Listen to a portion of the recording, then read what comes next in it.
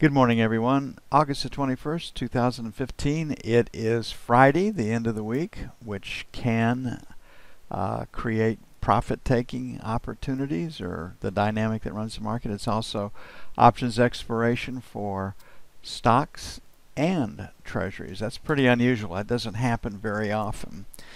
The United States market sold heavily yesterday. And the ES was down. China's PMI, manufacturing PMI, down. China's 7% growth. That's pretty much,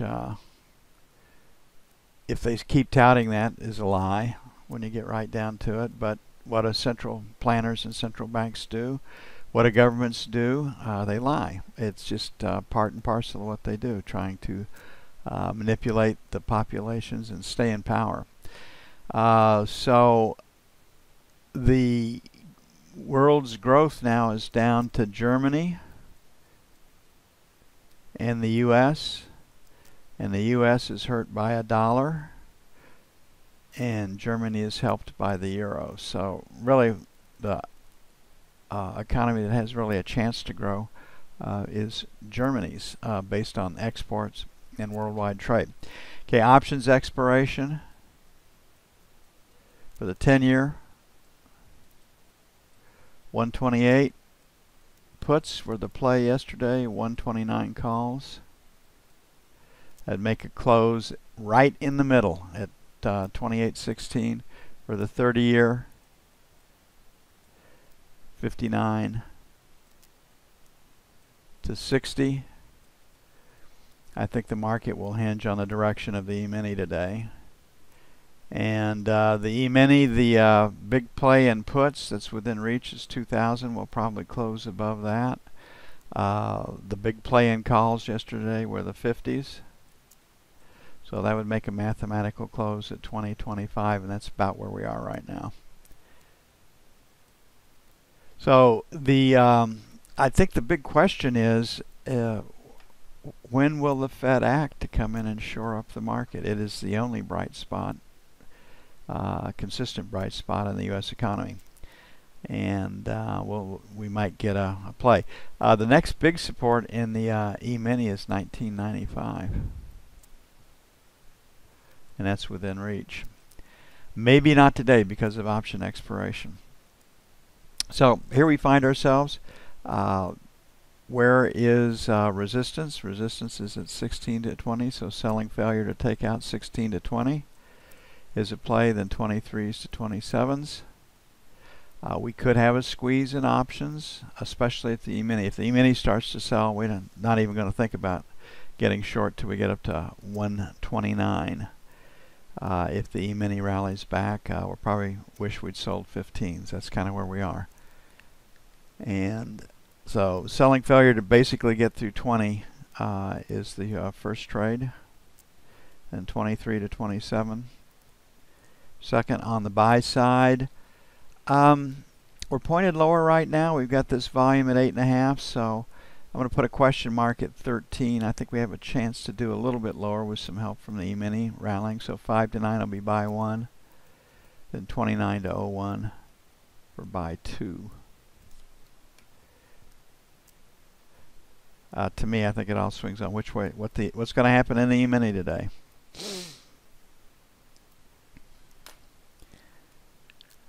Okay, looking at the 30-year.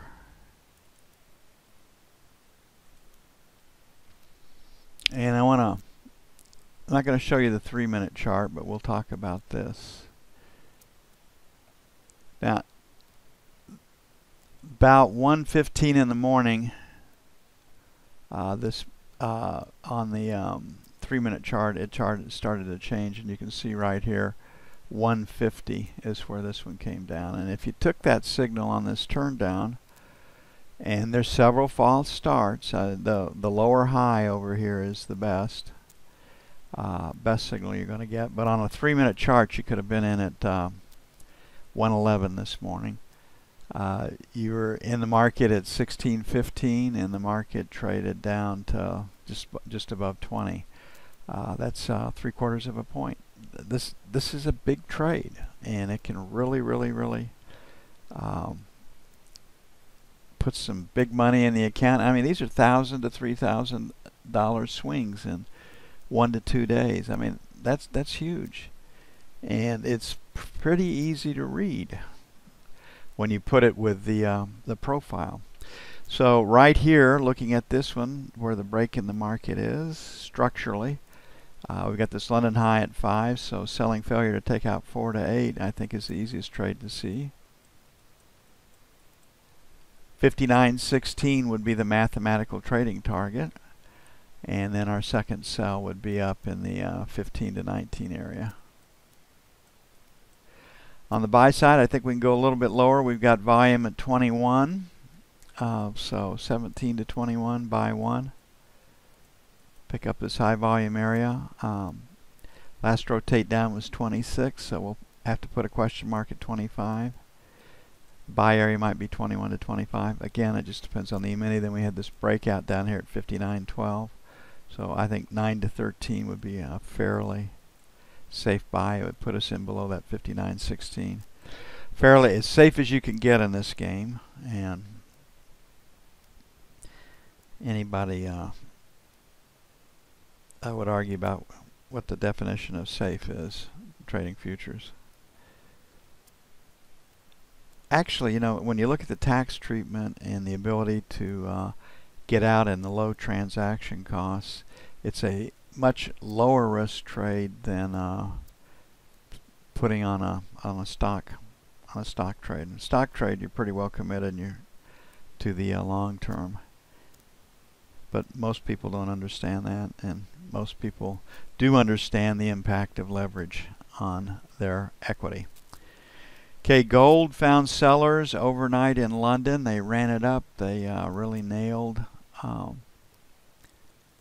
lot of the shorts. So we got up until we were talking about that low right there at 63. We were talking about that high yesterday at 71. And we had this high right here, this S. So that low and that high, they got stops above, and they weren't able to get it above 70. And we'd identified those points yesterday afternoon. So they rejected prices above 65. We've got the London high at 58. We have the last rotate up at 55. So this 55 area, 58 is sell 1. And then we'll pick up the spill. 60, 62 will be sell 2. And probably end of the week profit taking. Stops below 50 were pulled, so 48 to 50 buy 1. And then 43, 45 picking up this area right in here buy 2. And I think the biggest dynamic here would be end of the week profit taking also. Who knows what Monday will bring? I sure don't.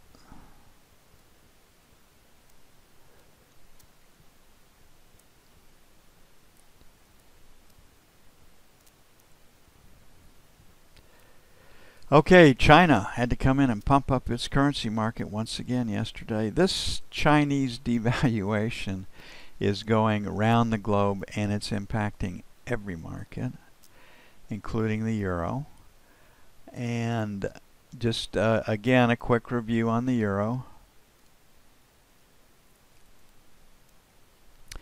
They got stops above that in the 1275 area, but you can see that this pretty consistently sold above 113.50, and we've had a pretty good buyer below 109.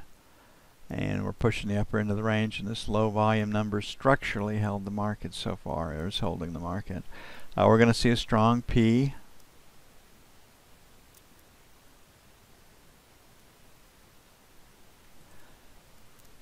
And we have this last rotate up at 96, so the 90 to 113 even that's sell 1. That's where resistance is. Then we'll make it 13.25, sell 2. On the buy side, we had the breakout from yesterday, so 12.50 plus or minus, buy 1. and then our 12 and a quarter buy 2. And I would think long liquidation profit taking would be the biggest dynamic that we would face here. Sellers.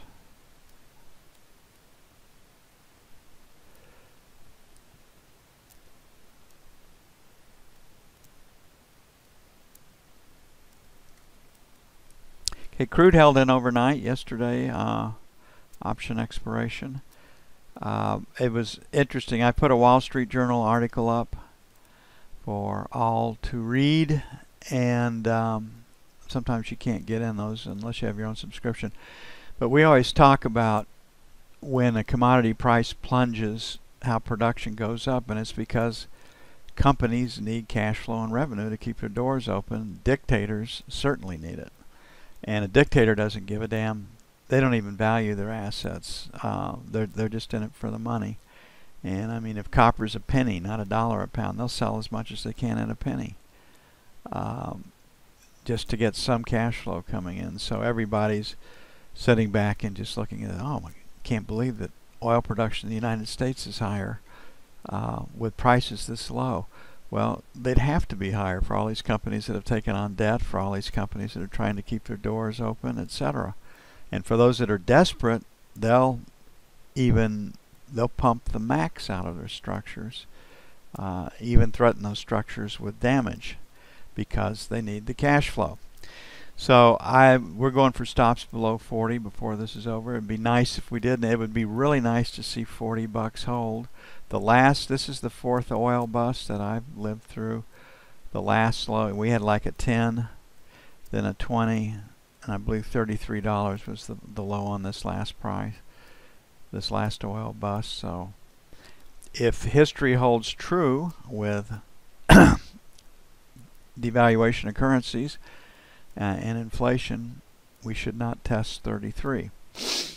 If we take out this 33 level, then deflation is definitely what we're dealing with. You can no longer make the argument that central banks will be able to reinflate their way out of trouble. And why do central banks use inflation? Because over 50 years, if it's 2% inflation, it will cut their debt service and their debt obligations by half. And that's why every central bank in the world wants inflation at 1.5 to 2% manageable. So where are we right now? 41.25.50, sell 1. 41.75.42, sell 2. Contract expiration is behind us. We're definitely dealing with B's. The short side is the side to play from. 40.50, give or take, buy 1, and 40 even, buy 2. Like the short side better.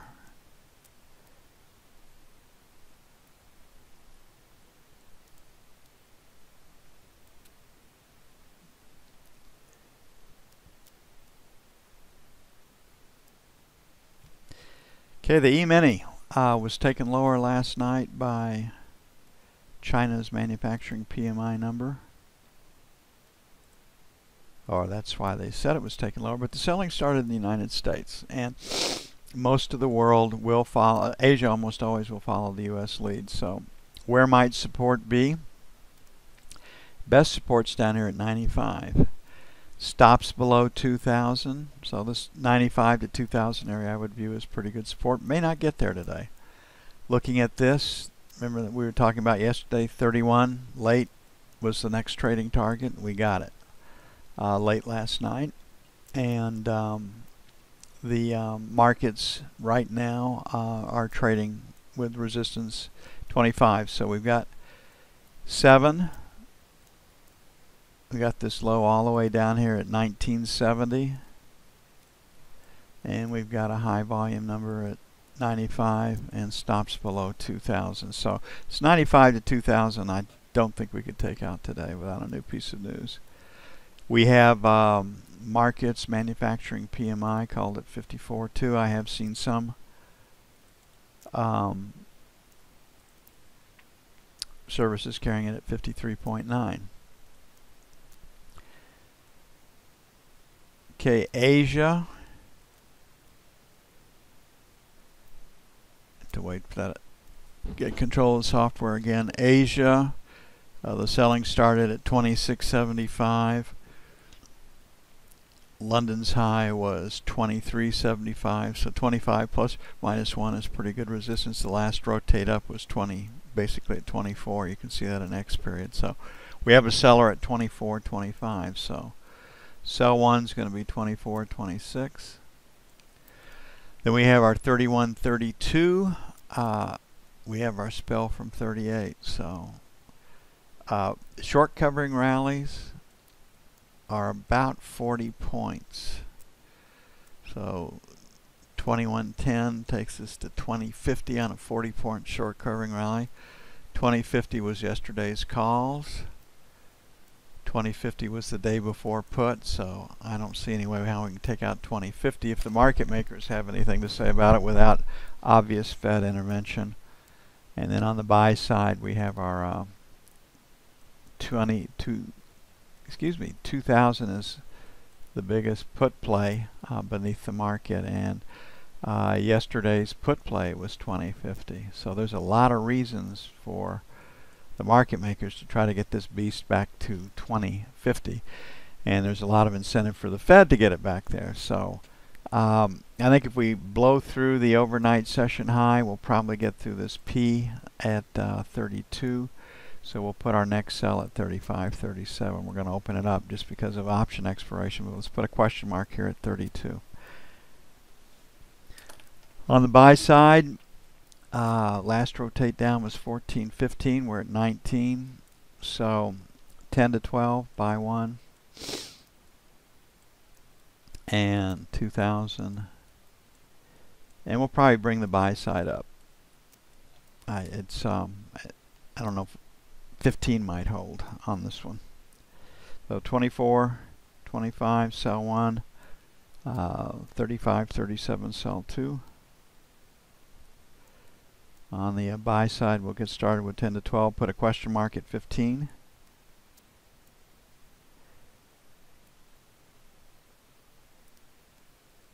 And then 2002. Going to be pretty hard to take out 95 to 2000 first time into that territory. I'm going to take a bit to get everything up and posted. I'm going to get started on that right now. Back with you as soon as possible.